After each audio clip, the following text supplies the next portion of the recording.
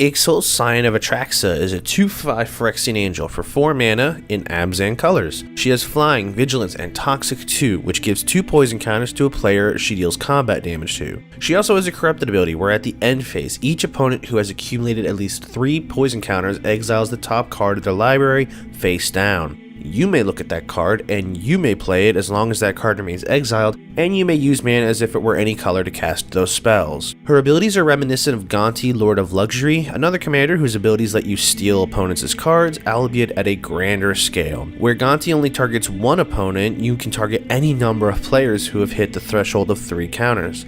This makes her far more potent, far-reaching, and with that in mind, we're going to be taking a look at how I went about building a deck. For this deck, we have 2 goals. Firstly, we want to build poison counters onto our opponents. Ixhel gives out 2 counters to an opponent that she connects with, so we would need to find a way to get just 1 more counter on our opponents to begin sniping cards off their deck. We're going to be running some easy to trigger proliferate abilities and a few other methods to get poison counters out. Our second strategy is somewhat akin to a Stax strategy, slowing our opponents down so that they can't stop us from what we're attempting. One of the big problems that poison counter decks like Infect and now Toxic have faced is once the table realizes that you're on poison, you're going to become public enemy number 1. This will help slow them down enough that we can keep ahead and remain in control. Let's start with the poison strategy. Skrelv Defector Mite is perhaps my favorite toxic creature. This is a great early game creature, getting in a point or 2 of poison, and then it can be used to give a creature unblockability and toxic 1, so if it can no longer get through to an opponent effectively, we can make someone else be able to do it. Venerated Rot Priest is a great deterrent to opponents' spot removal, threatening any sort of targeting of our creatures with poison counters. We have the Mirio brothers here to give us some infectious ramp. Ixhel gives each player a poison counter upon it entering the battlefield, which can be an excellent start to our proliferate engines. Bloated Contaminator has beefy stats, trample, toxic 1, and upon it connecting with an opponent we get a proliferate trigger. It's everything I want in an aggressive, proliferate, and toxic creature. Reaper of Sheoldred has infect, but it also gives poison counters to any player whose card deals damage to it. So I would often hold this card back to block with instead of attacking, guaranteeing that we will get those poison counters onto players. Norn's Decree is a fun little defensive card, giving a player a poison counter should they want to attack us. It also gives incentives to attack that player, giving card draw for whoever decides to go after the poisoned player. Skrelv's Hive gives us a basic token version of Skrelv every turn, and once an opponent is at the corrupted threshold, all of our creatures with Toxic have lifelink. I really think that these kinds of cards are what's going to make Toxic and Infect decks much better, because one of the problems is you get aggroed on, your life total starts to dwindle, and then you don't have an effective means to bulk that back up. Skrelv Hive, boom, life gain. We do have a small amount of cards that casually give each opponent a poison counter each, which doesn't seem like much, but each of those individual counters will begin to add up. With this kind of deck, we're not in as much of a hurry to hit our opponents for big doses of damage because our win con is set at 10 points.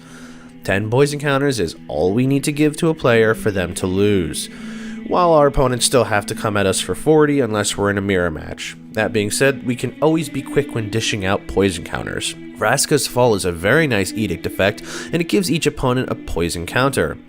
White Sun Twilight gives us a life boost, which can be helpful if we've taken a few hits prior, but the real value is in the swarm of 1/1 Toxic 1 mites that we create, and if you funnel at least 5 mana into that X value, you destroy all other creatures, leaving just your board of mites.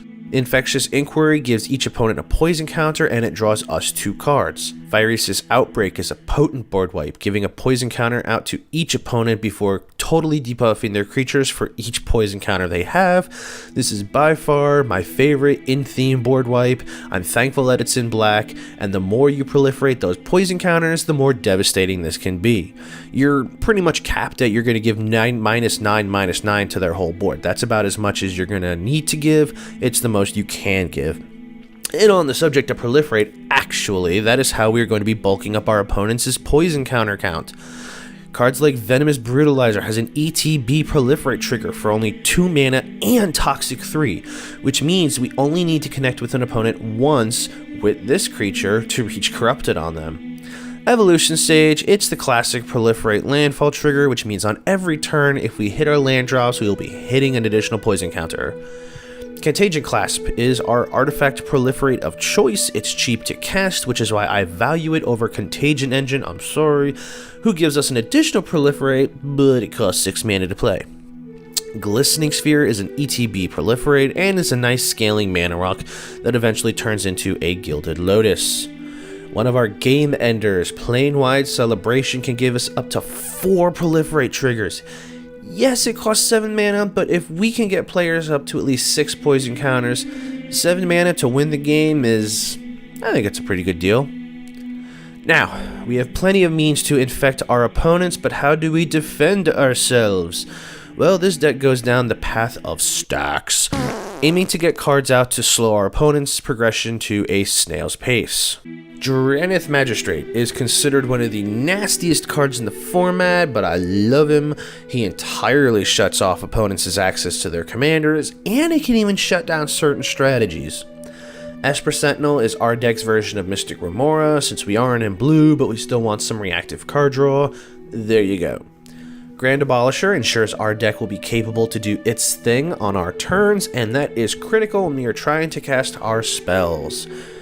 Manglehorn is a card that I think is largely underrated, turning off the sheer levels of ramp that decks utilizing cards like Dockside Extortionist and Smothering Tithe are capable of. Opposition Agent can be a great response to a player trying to tutor out their best cards. This also synergizes pretty nicely with our commander, giving us an additional card that we may cast, and so we're doubling up on stealing opponents' cards. Crawlspace protects us from lethal combat, something I like to keep in mind while building this deck. The easiest way to win against a deck like ours is to simply run it over. Many poison-themed creatures are small, and so they don't stand much of a chance against a deck that can get out a reasonably sized creature. How do we deal with it? Make sure their cards can't attack us. Cursed Totem turns off activated abilities of creatures. Since many of our creatures have either combat-relevant abilities or triggered abilities, we don't really have to worry about this impacting our board, and if for whatever reason we need to get rid of it, we can sack it to the Throne of Geth for another proliferate trigger. Meekstone is a perfect card for a deck like this, as anything with power 3 or greater cannot untap during its player's untap step. As I stated before, one of the easiest ways to handle opponents who can overrun us is simply keep their creatures down. Null Rod and Stony Silence both shut off artifacts with activated abilities, which completely shuts off treasure cards and mana rocks. No, I am not afraid of Dockside Extortionist, I'm just dealing with it ahead of time. Norn's Annex and Ghostly Prison are basic Pillow Fort cards that protect our board as we need. Aura Shards synergizes well with cards like Skrelv's Mive, and is a multi-use removal card. Authority of the Consuls and the Blind Obedience slow our opponents down getting off their creatures, keeping the path clear for us to swing in with our infectious cards. So the main playstyle of this deck is getting out our Stax pieces which can handle opponents' cards while we're building up our board state. We have to maintain a presence of control over the board state in order for us to win. Once we begin to steal our opponents' cards, we can begin using those cards against them, all the while continuing to build up the poison counters until we can begin picking off opponents with that 10 threshold. I personally think I approached this version of Ixhel as a bit more of a higher powered commander deck, at least compared to my Vishgrass deck, which you can actually watch that video here. I'd love to hear which one of these decks you preferred more. I had a blast building these decks. I plan to be building more decks with the Phyrexian cards, and I hope you enjoyed this video. I appreciate you sticking around this far. Feel free to leave a like if you'd like to see more videos like this one, subscribe to never miss a video, and I'll catch you all next one.